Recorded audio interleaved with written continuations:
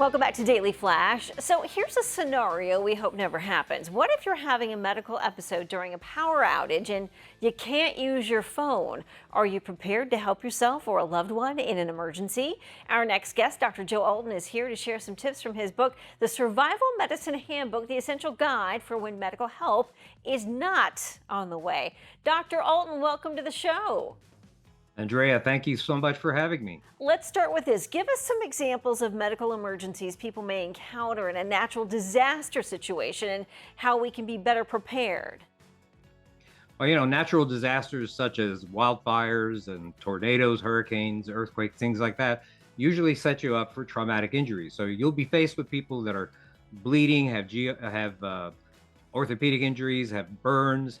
In the aftermath, they even have GI issues and dehydration related to food and water contamination. So it's important to have supplies and knowledge to use those supplies. So you need a medical kit with the right equipment. So include some tourniquets, some bandages, some burn dressings, splints, cold packs and heat packs, antiseptics, and you know what? Even methods to disinfect water. That's going to be a big issue.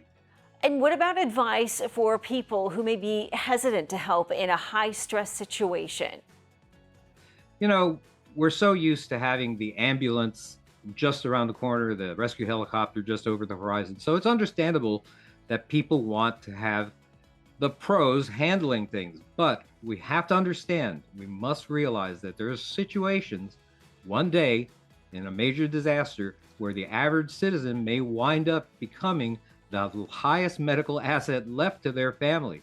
And so you know what you have to do? You have to let your inner good Samaritan take over and act to save a life. Our experience is that many lives can be saved with the quick and rapid action and effective action by those at the scene.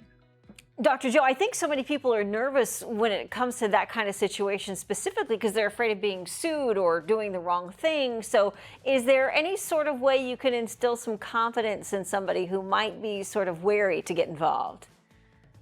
Well, there are Good Samaritan laws in many, many states, and you are protected to some extent with regards to the amount of help that you give. Now, in normal times, you want to stabilize a person, make them as comfortable as possible, and then get them to the next highest resource as quickly as possible. This is in normal times what you would expect. In a situation where you're in a survival scenario, of course, there may be no existing medical or legal infrastructure. And in this case, I would say go whole hog and do everything that you can. Do what you can. Do what you can with what you have, where you are. Contact that inner super person inside you, right? Absolutely. Let's talk about pain relief and the importance of natural pain relief methods and how they might be used in different situations.